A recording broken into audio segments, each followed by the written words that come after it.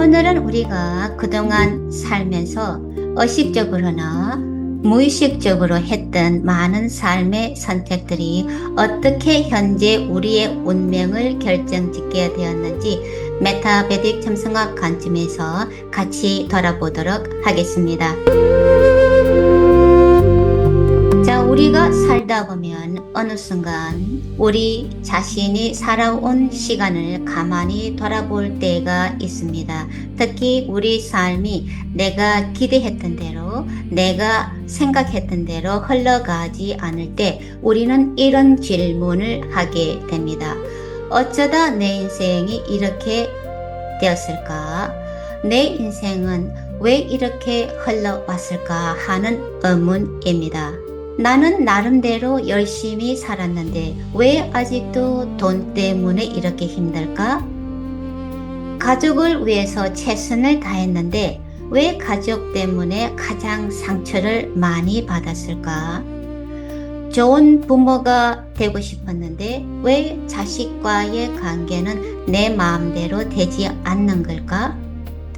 만약 그때 조금 다른 선택을 했더라면 내 인생은 과연 달라지지 않았을까 하는 의문들입니다. 그래서 오랫동안 사람들의 이야기를 듣다 보면 이런 질문들을 참 많이 만나게 됩니다.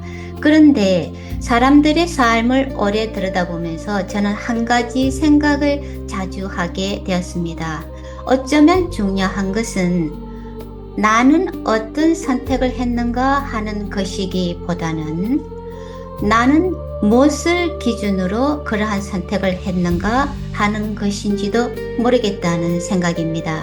우리는 살아가면서 수많은 선택을 합니다.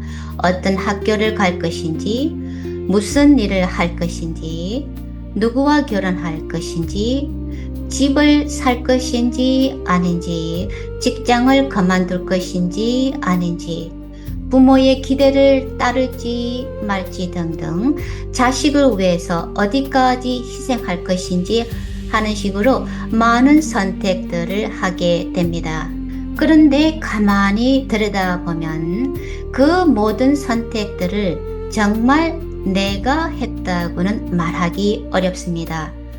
분명히 내가 결정했는데 그 안에는 부모의 기대도 들어있고 가족의 요구도 들어있고 남들에게 뒤처지고 싶지 않은 마음도 들어있고 사람들에게 인정받고 싶은 마음도 들어있습니다.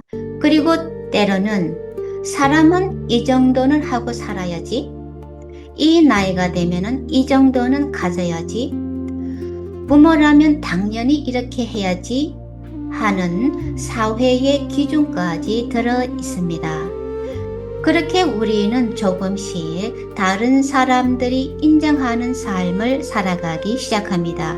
그런데 이상한 것은 그러한 기준을 따라서 아무리 열심히 살아도 마음이 반드시 편안해지는 것은 아니라는 겁니다. 오히려 어느 순간 이런 질문이 찾아옵니다. 그런데 대체 나는 어디에 있는 거지? 저는 오랫동안 사람들의 삶을 지켜보면서 고통이 반드시 어려운 환경에서만 오는 것은 아니라는 것을 알게 되었습니다. 겉으로 보기에는 좋은 조건을 가진 사람이라도 사실은 오랫동안 남모를 괴로움에서 벗어나지 못하고 있을 수도 있습니다. 반대로 참 많은 어려움을 겪고 살아온 사람인데도 놀라울 정도로 마음이 평안한 사람도 있습니다. 과연 그 차이는 어디에서 오는 것일까요? 물론 우리 인생은, 우리 삶은 그렇게 단순하지 않습니다. 가족의 문제도 있고 경제적인 조건도 있고 건강이나 시대적인 환경처럼 내가 선택할 수 없는 일도 있습니다. 그래서 힘든 삶을 살아온 사람에게 당신이 잘못된 선택을 해서 그렇습니다 라고 말할 수는 없습니다. 인생에는 분명 내가 선택하지 않았는데도 주어지는 것들이 있기 때문입니다. 하지만 그 모든 조건 속에서도 우리가 한번 돌아볼 수 있는 것은 분명히 있습니다. 나는 중요한 순간마다 무엇을 기준으로 선택해 왔는가 하는 것입니다. 사람들이 인정하는 것을 선택했는가? 아니면 적어도 내가 나 자신에게 부끄럽지 않은 것을 선택했는가? 라고 말입니다. 물론 자신이 인정하는 가치를 선택한다고 해서 삶이 쉬워지는 것은 결코 아닙니다. 오히려 더 힘들 수도 있습니다. 남들이 가는 길보다 자신이 가치 있다고 느끼는 길을 가게 되면 오랫동안 결과가 보이지 않을 수도 있고 주변 사람들에게 이해를 받지 못할 수도 있고 때로는 내가 잘못 가고 있는 것은 아닐까라고 자신을 의심할 때도 있습니다. 저 역시도 살아오면서 그러한 질문들을 참 많이 했습니다. 당장 눈앞에 결과가 보이지 않을 때는 지치기도 했고 내가 하고 있는 일이 정말 의미가 있는 것인지 스스로 많이 묻기도 했습니다. 하지만 오랜 시간이 지나서 뒤를 돌아보면 더 중요하게 남는 것이 있었습니다. 그러한 선택을 했던 나 자신을 여전히 내가 인정할 수 있다는 겁니다. 그래서 저는 그것이 사람의 마음을 평안하게 만드는 아주 중요한 힘 가운데 하나라고 생각합니다.